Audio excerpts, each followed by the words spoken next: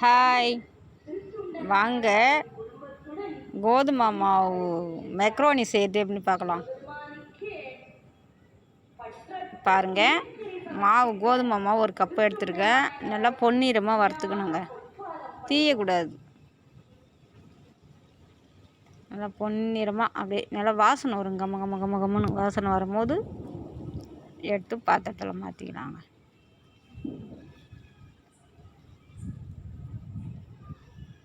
பாருங்க, வறுத்தாச்சுங்க.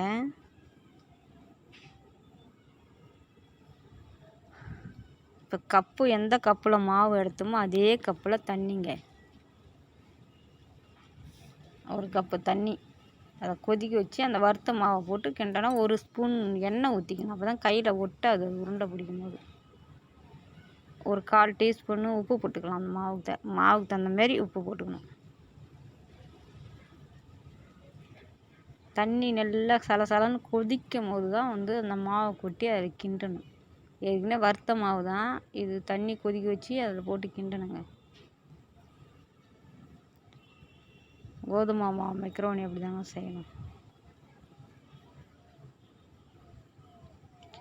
கரண்ட் இல்லாததுனால இன்றைக்கி ஷடோன்னால லைட்டு வெளிச்சம் கிடையாது. செல்லு வெளிச்சத்துலேயே தான் எடுத்தோம், இருட்டாக தான் இருக்கும் இல்லையா.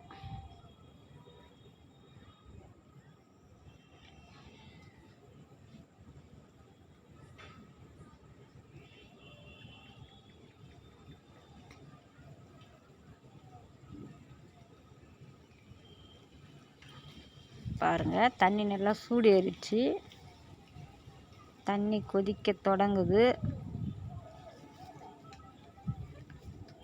கொச்ச உடனே நம்ம வறுத்து வச்சுருக்கோம் இல்லையா மாவு, அந்த மாவு எடுத்து கொதிக்கிற தண்ணியில் போட்டு நல்லா மிக்ஸ் பண்ணிக்கணும்.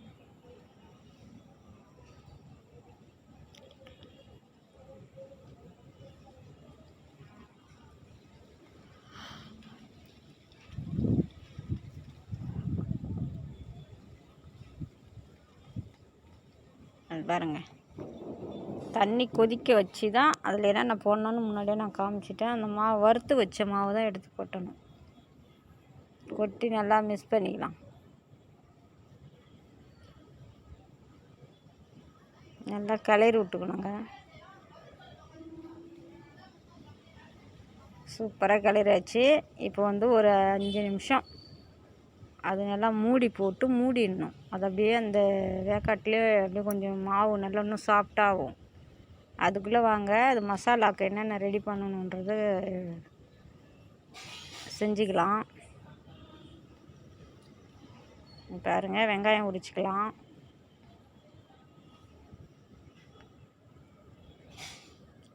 ஒரு வெங்காயம், ஒரு தக்காளி, ஒரு பச்சை மிளகா, ஒரு துண்டு இஞ்சி, ஒரு 4 பல்லு பூண்டு, கொஞ்சம் கருவேப்பிலை, கொத்தமல்லி எல்லாத்தையும் அலசி எடுத்து வச்சுக்கலாங்க, தண்ணியில் அலசி.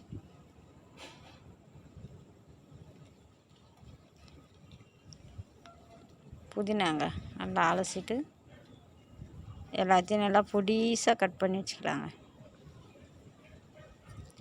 இந்த வீடியோ ரொம்ப லென்த்தாக இருக்கிறதுனால கொஞ்சம் சுருக்கிட்டோம், அதனால் கொஞ்சம் கடன்னு தான் போகும். திட்டாதீங்க யாரும் பார்க்குறோங்க.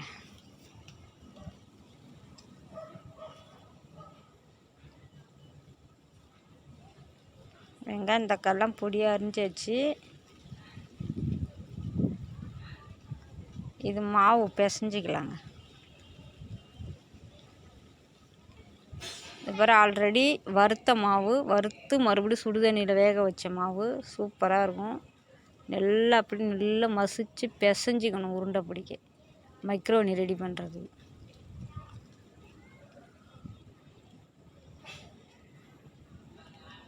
கடையில் வாங்குகிற மெக்ரோனி வேறு மாதிரி இருக்குது. இது நம்ம வீட்டில் சேர்த்து உருண்டையாக பிடிச்சிக்கணும் மாவோட.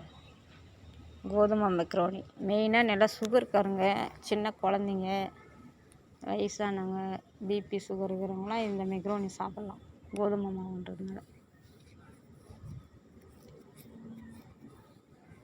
உடம்புக்கு நல்லா ஹெல்த்தியாக இருக்கும். பஞ்சு மாதிரி இருக்குங்க அந்த மாவு.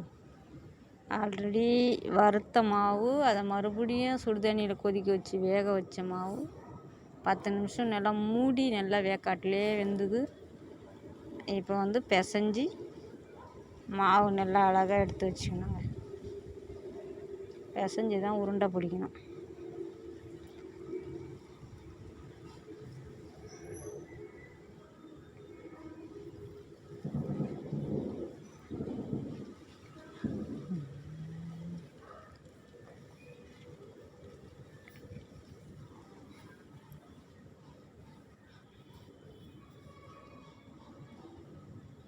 நல்லா அழுத்தி பிசையணுங்க. கல்லாட்டு இருக்கும் மாவு, வெந்த மாவுனால பிசையறதுக்கு சாஃப்டாக இருக்காது. நல்லா அழுத்தி நல்லா மிக்ஸ் பண்ணால் தான் சாஃப்டாக வரும்.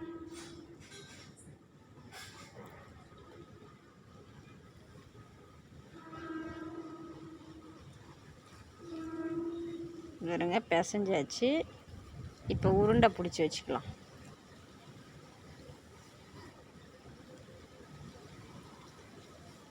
இந்த சைஸில் உருண்டை பிடிச்சிக்கணும் மெக்ரோனிக்கு.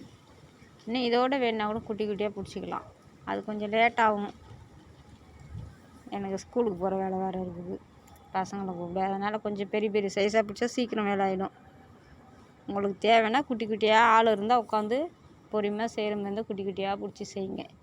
நல்லாயிருக்கும் மெக்ரோனி. கோதுமை மாவு மெக்ரோனி.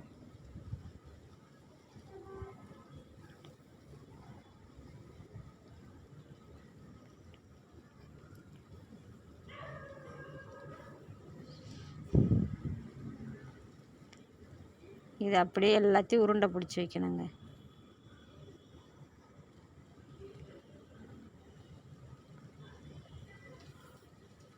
உருண்டை பிடிச்சி இந்த உருண்டையை மறுபடியும் வேக வைக்கணும்.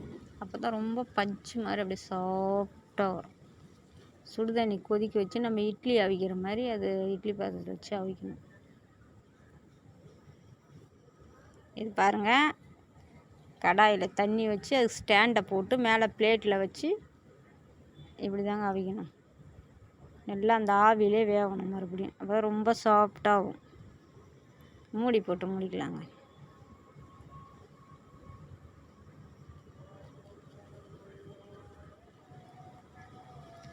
இப்படி தாங்க மூடி போட்டு மூடிக்கணும்.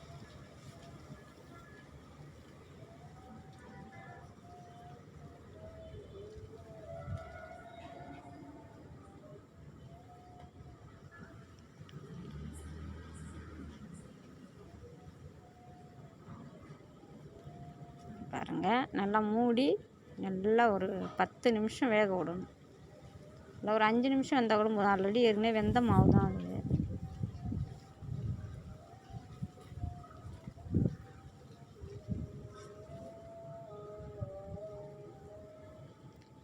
பாருங்கள், இப்படி தான் ஆவிலே வேக வைக்கணும். நீங்கள் நிறைய செய்கிறீங்கன்னா இட்லி பாத்திரத்தில் கூட செஞ்சுக்கலாம். நான் சும்மா சிம்பிளாக செய்கிறதுனால கொஞ்சமாக செய்கிறேன். பிளேட்லேயே வச்சு வேக வச்சுக்கிறேன். அதை பாருங்கள், சூப்பராக ஆவி நல்லா வேகுது பாருங்கள்.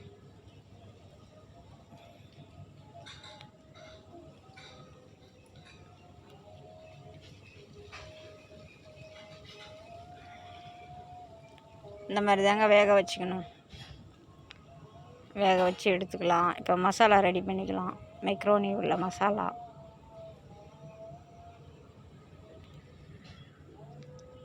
தவா காஞ்சிடுச்சு, எண்ணெய் போட்டுக்கலாம் தேவைக்கேற்ற மாதிரி.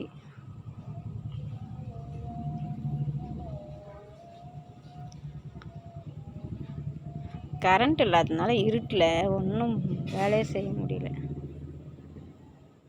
ஷடவுன் நல்லா இன்னைக்கு. எண்ணெய் போட்டாச்சுங்க. எண்ணெய் காஞ்சிடுச்சு. இஞ்சி பூண்டு விழுது தட்டி வச்சுருக்காங்க.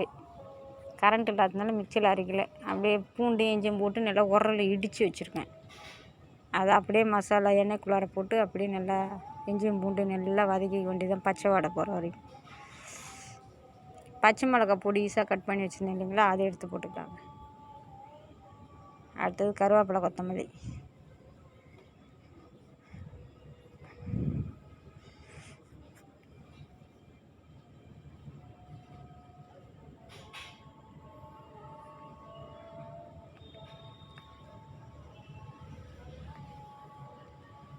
வெங்காயம்லாம் போட்டு நல்லா வதக்கலாங்க. தண்ணி ஊற்றிலாம் வேக வைக்கக்கூடாது.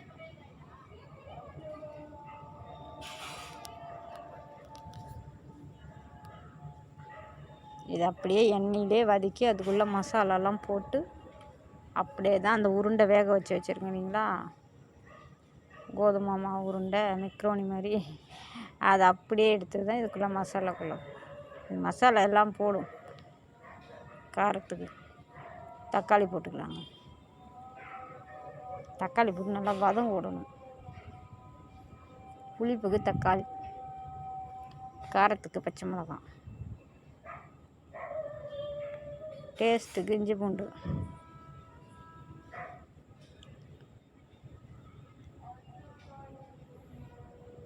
அதுக்கு என்னென்ன பொடி போடுறேன்னு பார்த்துங்க. மசாலா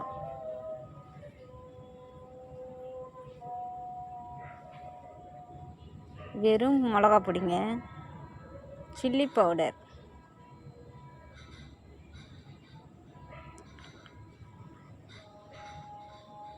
லைட்டாக உப்பு போட்டு வதக்கலாங்க. உப்பு போட்டால் தான் சீக்கிரமாக வெங்காயம் தக்காளி காய் எதுவாக இருந்தாலுமே சீக்கிரம் டக்குன்னு வதங்கிட்டோம்.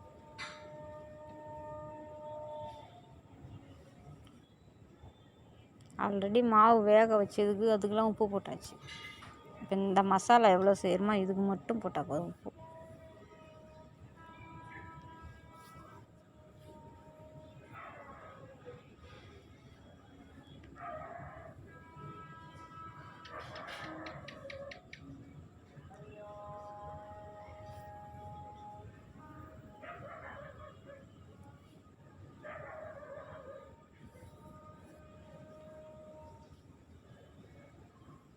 பாருங்க நல்லா வதங்கிடுச்சுங்க.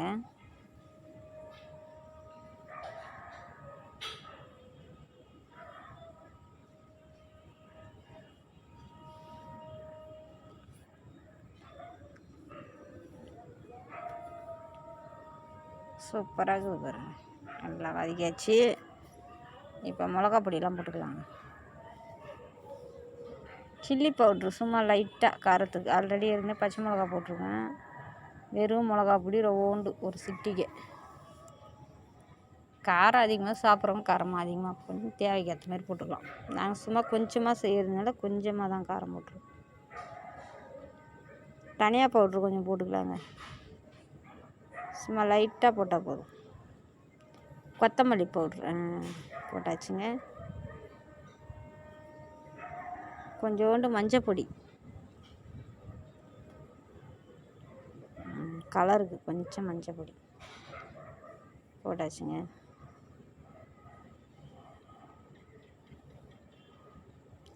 கொஞ்சம் சிக்கன் மசாலா போட்டால் நல்லாயிருக்கும், நல்லா சூப்பராக இருக்கும். ஒரு சிட்டிக்கு போட்டுக்கலாம்.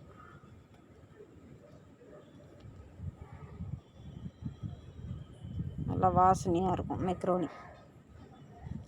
இது பாருங்கள், உருண்டை வேக வச்ச உருண்டை பாருங்கள், மணி மணியாக இருக்குது சூப்பராக. ரொம்ப சாஃப்டாக இருக்குங்க இந்த உருண்டை.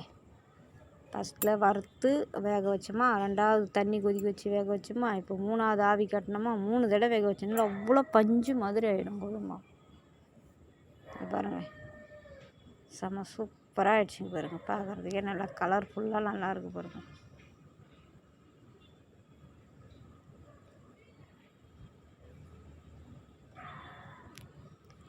செம்மையாக ஆச்சு பாருங்கள், அப்படியே சாப்பிடணும் போல் தோணுது. மெக்ரோனி, கோதுமை மாவு மெக்ரோனி, இது வரைக்கும் நீங்கள் கேள்விப்பட்டிருக்க மாட்டீங்க.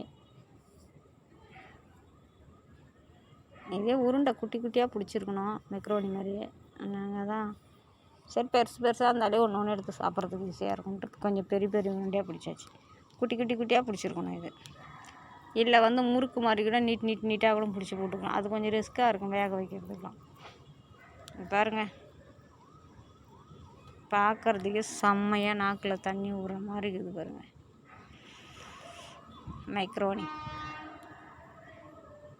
கோதுமை மாவு மெக்ரோனி. சுகர் இருக்கிறவங்களாம் அடிக்கடி இந்த சப்பாத்தியே சாப்பிட்றதுக்கு போர் அடிக்கும். அதுவும் வயசானவங்களாம் கொஞ்சம் பல்லுலாம் மெல்றதுக்கு கொஞ்சம் கஷ்டப்படுவாங்க. அந்த மாதிரி இருக்குங்களா, இந்த சாஃப்டாக 2 தடவை 3 தடவை இது வேக வைக்கணுமா, ரொம்ப பஞ்சு மாதிரி இருக்கும் இந்த உருண்டெல்லாம். அந்த மாதிரி இருக்கிறவங்களாம் வயசானவங்க செஞ்சு கொடுங்க. குழந்தைங்க பல்லில் குழந்தைங்க குட்டி குட்டி குழந்தைங்கிறாங்களே அவங்க கூட கொடுத்தா நல்லா கடிச்சு நல்லா சாப்பிடுவாங்க. சூப்பராக இருக்குங்க. மெயின் சுகர் பேஷண்ட்டை செஞ்சு அடிக்கடி சாப்பிட்லாம். ஒரே போர் அடிக்குது இல்லை சோறு சாப்பிடக்கூடாதுன்றவங்க சப்பாத்தியே போட்டு சாப்பிடுங்க. அதுக்கு இந்த மாதிரி டிஃப்ரெண்ட்டாக சேர்த்து செஞ்சு சாப்பிடுங்க. கோதுமை மாவும் மெக்ரோனி சூப்பராக இருக்கும். பார்த்து பத்திரமா இருங்க. பாய்.